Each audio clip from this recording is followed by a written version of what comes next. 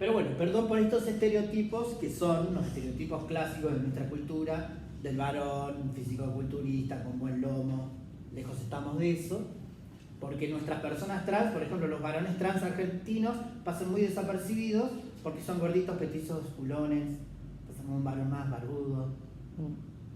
Entonces las mujeres trans argentinas son un poquito más altas, tenemos otra contextura física, entonces ya es más fácil.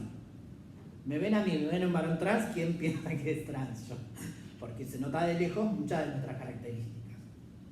Nuestro cuerpo habla de alguna manera. Puedo hacer mi diferencia. De hecho, la verdad que hay un prejuicio bastante marcado que con los varones trans no los toma por varones trans, sino por tortas, porque tienen características de tortas. Exacto. En cambio, con las mujeres trans es como, por ahí, como decías, más notorio. Exactamente, sí. Sucede eso también. Y después, bueno, dentro de nuestro colectivo hay una gran discriminación entre abolicionistas, no abolicionistas, sobre el tema de trabajo sexual, que después vamos a hablar, sobre cómo tiene que ser una persona trans. Por ejemplo, yo siempre la presento a Fabiana como mujer. Y hay gente que se queda, ¿Fabiana? Sí, Fabiana. ¿Qué tiene que ver? Que te pelada. Para mí es Fabiana, no me importa lo exterior. Te puse como ejemplo, si me permitís. O mujeres amigas tortas que las trato como varón. Sí, bueno, cada cual su percepción, les digo, ¿viste? Pero hay que romper esos esquemas. Sí, el tema es la discriminación. Porque, claro, porque uno se puede equivocar. Yo me acuerdo una vez estábamos en la mesa de diversidad, el gallego le dijo, como de hombre, a una trans que no se notaba en absoluto que era trans. Digamos, sí, o sea, vos lo mirás y decís, re varón. Entonces, uno se puede equivocar. La cuestión es que una vez que el otro te dice, no, mire, yo tal cosa, yo prefiero que me digan esto, no seguir la historia. Sí. Porque errores puede haber inclusive entre las personas cis. A ver, como vos decías, una lesbiana, viste, bastante varonil, que se corte bien el pelito y que ande muy tapada, vos lo podés confundir, digamos, ¿no? Yo tengo un amigo que es gay, pero es súper cisexual, barbudo, y le digo, tenés más teta que yo. Nos reímos. Claro, vamos variando por la calle. Claro, la cuestión es la discriminación. Es la cuestión, bueno, entonces eso pasa. En nuestras comunidades también. A veces hay personas gays que no quieren a las personas trans, o al revés, bueno, es un tema. O la persona que no está, digamos, chicas que han empezado su transición, que se nota, entonces son muy discriminadas, son tomadas como tortas y no como varones trans, porque no han llegado todavía a todo su desarrollo. O no se animan a hormonarse. Nosotros tuvimos un chico que dejó la escuela porque tenía dolores de panza que eran terribles, quedaba tirado en el piso. Por esta cuestión, en la escuela lo aceptaban, estaba todo bien, figuraba igual con el nombre femenino, pero tuvo que dejar la escuela, tenía 15 años, el chico, por todas estas cuestiones de la presión social, porque él todavía no podía hormonarse, porque si no iba a tener un problema mucho mayor de hígado y no sé qué otro problema más. Entonces estaba con esos dolores de panza que lo dejaban muerto de los nervios, porque él quería sí o sí hormonarse para no desarrollarse como mujer. Entonces le habían dado después unos bloqueadores hormonales para postergar el tema de la menstruación. Recién ahí empezó un poco a poder seguir adelante, pero tuvo muchísimos problemas por esta cuestión de no poder empezar el tratamiento hormonal. Entonces se notaba que tenía carita de mujer y demás, y él quería. Hoy lo ves en la calle, es un pibe, porque tiene barba, desarrolló musculatura y demás. La testosterona es muy invasiva, entonces enseguida empieza el efecto. Pero cuando recién se empieza, está esta cuestión de lo que vos decías, de que hay mucha gente que trata como lesbiana.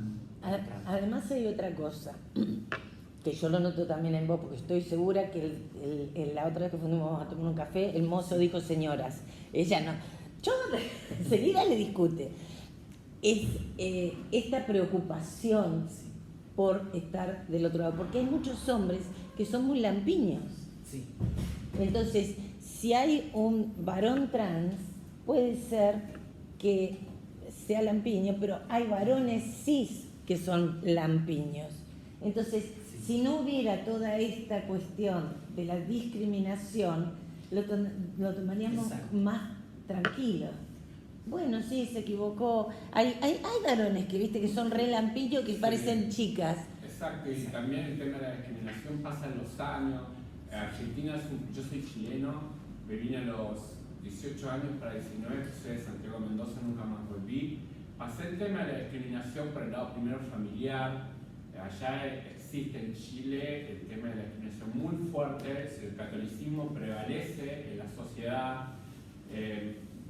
Yo crecí en dictadura, o sea, el ser gay era algo terrible. Yo no lo padecí tanto porque, bueno, allá hay clase media y clase baja, allá no hay tutía. Entonces yo me manejaba cuando llegué a Santiago, ahí conocí lo que era el ambiente, gay y todo eso. Pero si vos te dabas un beso en la mejilla, yo tengo primos de toda la vida en Neuquén, entonces para mí era común venir, hola, ¿qué tal? En Chile te das un beso y vas preso. Sí. Ofensa al pudor y a las buenas costumbres, que no sé si se ha quitado eso hoy en día. La prostitución, tanto varones como mujeres, las mataban a golpe. Yo conocí una chica que estaba embarazada y le hicieron perder el bebé, y de ahí dije, no, yo me tengo que ir de este país porque yo no podía luchar contra lo que yo era. Imagínate, colegios católicos, familia católica apostólica romana, fue un trauma lo mío, ¿me entendés? Entonces, la discriminación pasa los años y sigue estando. Y es lo que muchas veces hace que los chicos se equivoquen, a cometer errores, a vivir infeliz, porque yo me hubiera quedado en Chile, hoy en día sería capaz el tipo tapado, que yo digo tapado, que no sé si es bien la palabra, casado, padre de familia, aunque siempre fue igual, pero sería así el caso de mucha gente, ¿entendés? Entonces uno escapa. Para mí la Argentina fue el país que me dio la posibilidad de conocer otra mentalidad, otro mundo. Amo, es mi país que elijo. Hace 30 años que vivo acá, no lo cambiaría por nada, y aunque a veces faltan cosas para construir, yo participo con Marcela Nata, pero hoy en día es visibilizar, es hacer entender, poder comunicar a los chicos, sobre todo a la juventud, la prevención, el socializar con una persona diferente, porque no es a ver que vos tengas culpa de nada. Hay muchos chicos que se sienten culpables por su identidad, y es horrible. Y a pesar de que este es un país muy abierto en Sudamérica, es el único, para mí, en salud, en cosas, universidades y cosas que a veces uno no aprovecha, pero sí en la mirada del otro afecta, y mucho. Y hoy en día hay que visibilizar eso como para que un chico no se sienta culpable de lo que vos sentís por dentro. ¿Me entienden? Porque no es solamente el afuera, porque uno caretea a veces. Es como decimos, Daniela fue una persona que transitó una vida, fue padre, tuvo una vida, y cuando pudo hacerlo hizo un cambio grande, y después luchó, fue una persona que luchó para la identidad, ayudó a mucha gente, iba a los colegios, hizo mucho, y fue muy criticada. Lo personal. Yo la conocí como persona y agradezco haber tenido esa posibilidad porque me abrió más la mente en poder educar, en ayudar, en enseñar, por lo cual con Marcela, en Nata, hacemos campaña de prevención y me gusta y voy y estamos, porque hoy en día es importante hacerlo ver en notoriedad y dejar de lado eso de la mirada que duela, porque la discriminación es una palabra que dice la gente lo toma como así, pero duele, lastima. No, obvio. Sí. Bueno, Preta Preta decía, viste que hay un colectivo importante de peruanas, dice, yo vine acá a la Argentina porque en Perú yo no podría estar así. No, en Perú es terrible. Yo estuve en Machu Picchu, estuve 1 año y medio viviendo allá, y te digo sinceramente, un día yo subo, viste, allá lo terrible son las combis, porque son los colectivos de ahí. Yo estuve en Cusco, me quedé trabajando, y un día sube una chica trans y yo me doy cuenta, ¿viste? Y se rompe el colectivo, o sea, se rompe la combi en una subida. Vos sabés que los tipos la bajaron, la empujaron, la escupían. No. Un cabro. Le tiraban piedras, tuvo que salir corriendo con una quebrada, que yo quedé, Dios mío. Y vos ves, a mí me ves en Floripondio andando, si no me ves a mí como no ver el obelisco a la 9 de julio. Pero, ¿qué pasa? Ellos con el extranjero tienen un respeto, pero con su persona de su ciudad, no. Son muy educados, chapó, la verdad que todo. Pero con la gente de gays, horrible. El trato, ¿cómo les pega? Sí, todavía en muchos países de Latinoamérica, como Perú, siguen habiendo violaciones correctivas. Cuando una chica parece que va a ser lesbiana, se organiza una violación para que le empiece a gustar los hombres, Y sin embargo, pensando en Latinoamérica, en otros países limítrofes, también en Argentina eso sucede, tanto en Santiago del Estero como en algunos lugares de Misiones, o lo que le llaman chineo en el norte. Sí. Eso sigue sucediendo, una práctica muy común que todavía hoy, en el 2022, no fue erradicada. Seguimos teniendo todos esos casos en el norte. Sí, no, iba a decir exactamente eso, porque si bien hoy en día contamos con algunas leyes que regulen estas cuestiones, seguimos con una tradición y una cultura que sigue utilizando medidas correctivas sobre los cuerpos o cuerpas de las personas que se pronuncian por fuera de los cánones hegemónicos. Exactamente. Nada, eso y algo Sí, son prácticas muy comunes que nos va a costar todavía varias décadas erradicar. Bueno, el tema de las transiciones, ¿para dónde? Es la misma persona. Como les decía, la testosterona es muy invasiva. Con un mes de testosterona se logran esos cambios. Hoy en día, por suerte, existe la depilación definitiva, entonces podemos transicionar para acá. Nunca averigüé sobre la persona de la foto, porque me pareció bueno dejar la duda y mantener la duda de dónde para dónde. Pero es la misma persona. Eso es lo bueno de la cuestión de la transición. El término trans es un término que se usa en química, que se usa para definir lo que va hacia el otro lado. Cis es de este lado y trans es hacia el otro lado. Así de simple. Bien. Y también hay otras expresiones de género que ahí las enuncio, porque hoy en día también el colectivo de personas no binarias que no aceptan esta cuestión de la imposición, incluso en la investigación, también hoy en día se están hablando de las investigaciones queer, en salirse de esos moldes del binarismo cultural, de varón-mujer, y como en la naturaleza existe también esta cuestión de la diversidad, también existe en la forma de manifestar nuestra identidad. Bueno, acá hay diferentes ejemplos de cómo las personas pueden verse y no definirse en algún sentido. En aquel caso es una persona que es un drag king, que son personas que exacerban la masculinidad. Nosotros estamos acostumbrados a las drag queen que son drag, dresser a girl, vestido como mujer, quiere decir drag.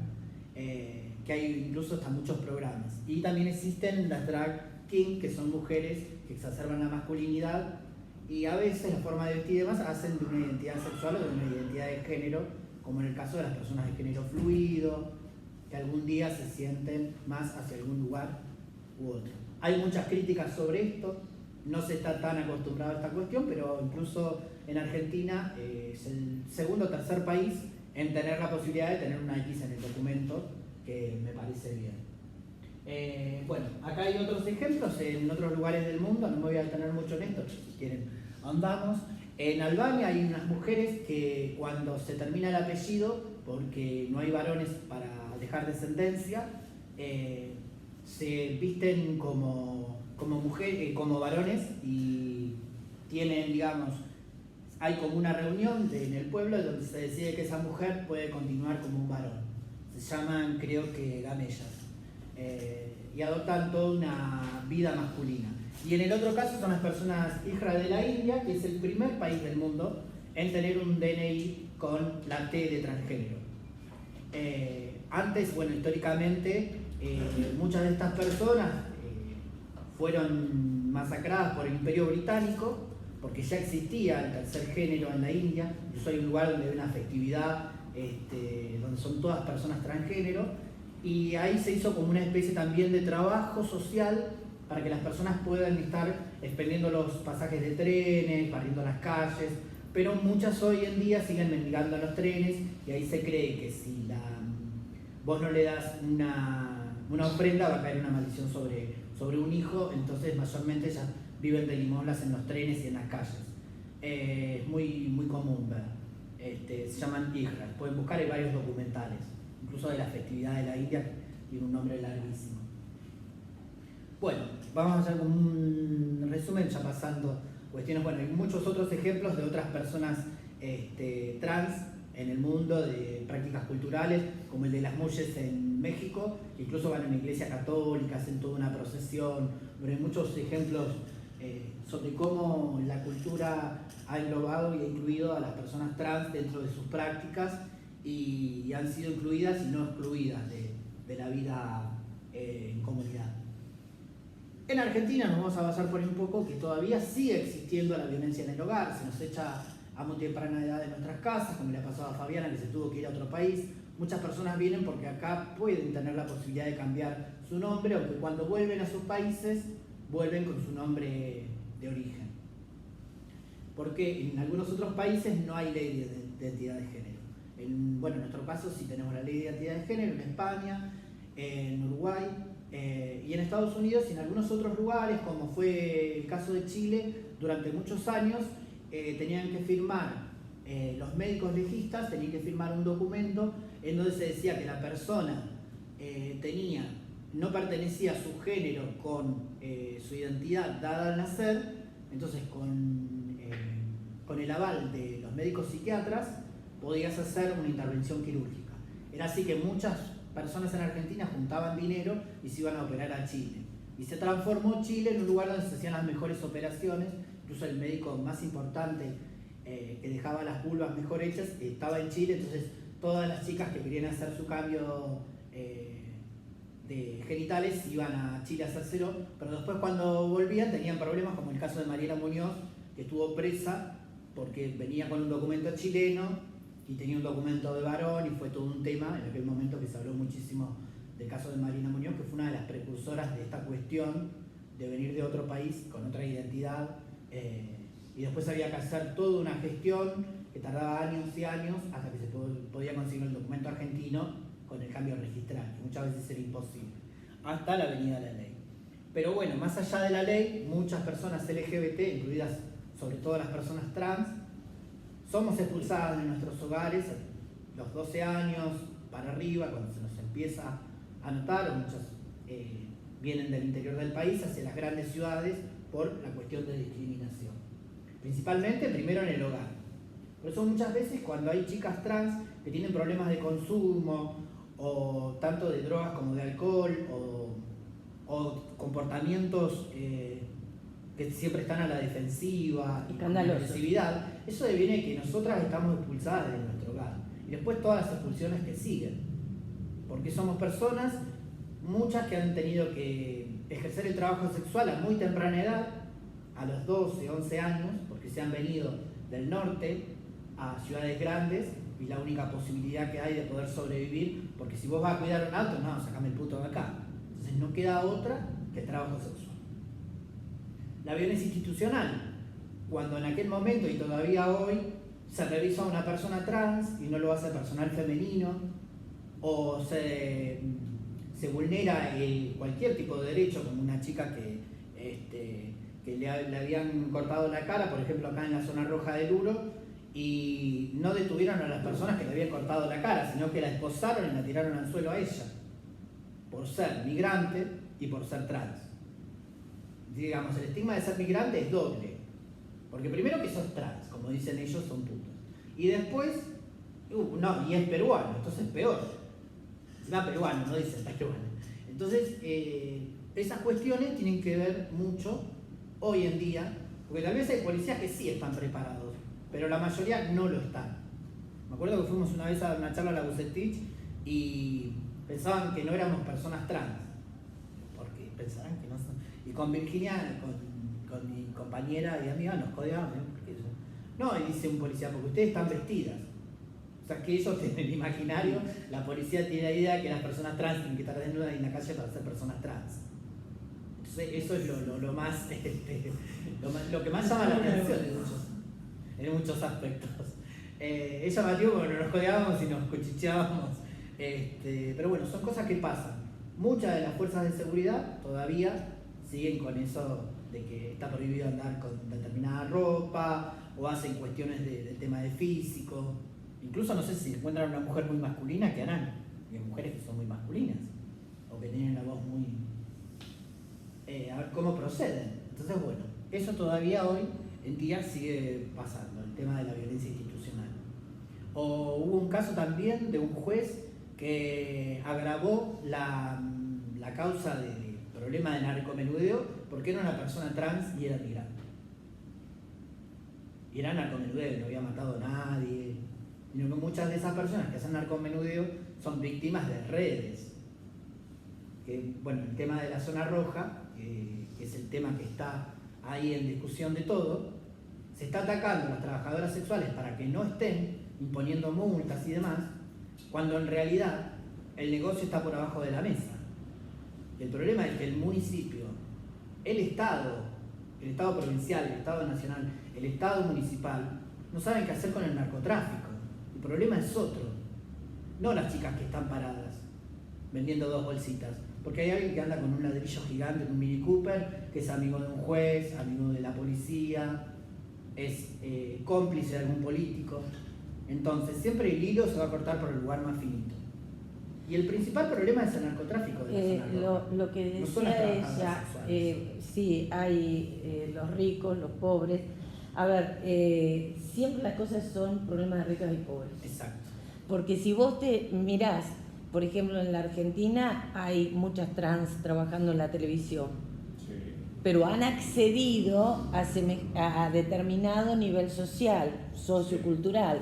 En cambio, nadie se la va a agarrar con ella, la policía no se la va a agarrar con Flor de la B, pero sí con las que están allá en la esquina, con las que vienen y que no tienen ni siquiera educación, y que, como una vez me enseñó una amiga que estaba en la comisaría de la mujer, sobre el tema de las víctimas, dice, las víctimas no son agradables, gritan, piden por sus derechos mal, o sea, no puedes pretender que alguien que fue víctima toda la vida no se drogue, no tome, no esto, lo otro.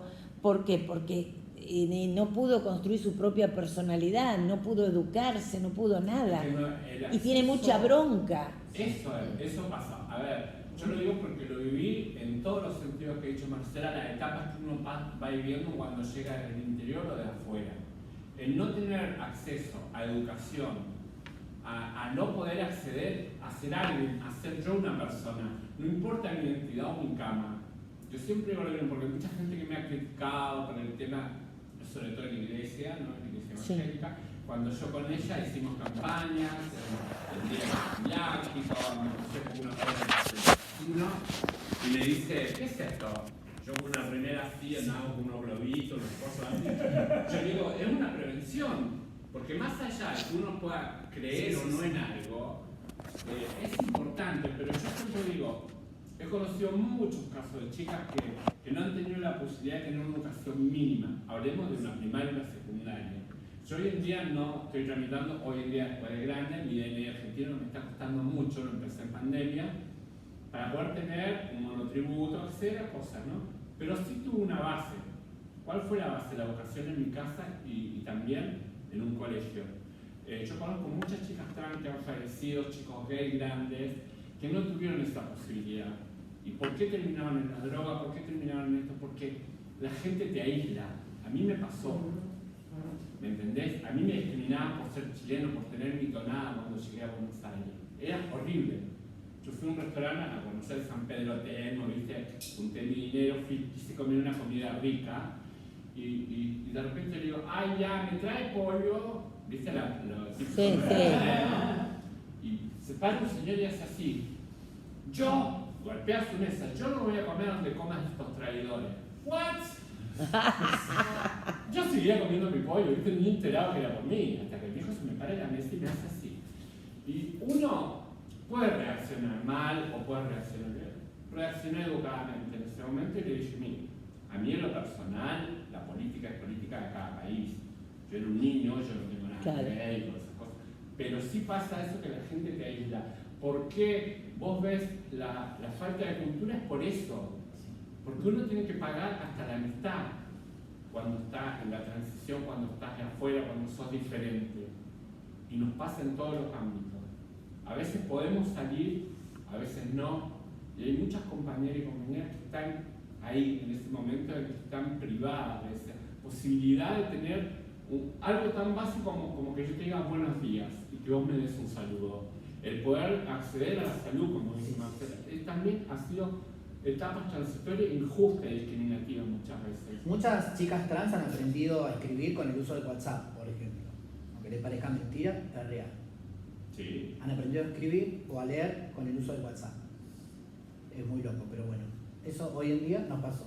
Algo tan moderno como eso. No tenemos que ir a los años 80. Y yo creo también que por ahí los y las pocas que que llegan a la escuela, lo reprimen hasta cierta edad, porque por lo Sí, menos sí. creo que a todos nos pasó y a todas que habremos transitado la escuela y habremos visto uno solo ser trans o una sola ser trans, o directamente no, y pasar años de que nos grabamos y conocerlos. Y a mí me pasó con una compañera mía, ¿cómo es esto? Se volvió trans después de la escuela. Después, sí. Sí, muchas personas. Bueno. Entonces, cómo reprime también los distintos sistemas y las instituciones y mismo la currícula educativa, cómo restringe Tal las cual. diversidades. En el censo anterior, no en este porque no lo preguntaron, el 83% de las personas trans sufrieron violencia en algún momento. Debe haber sido el otro porcentaje que no debe haber contestado por miedo, seguramente. Claro. Porque es una cuestión cotidiana de que nos pasa de ir por cualquier lugar y sufrir violencia tanto física como verbal.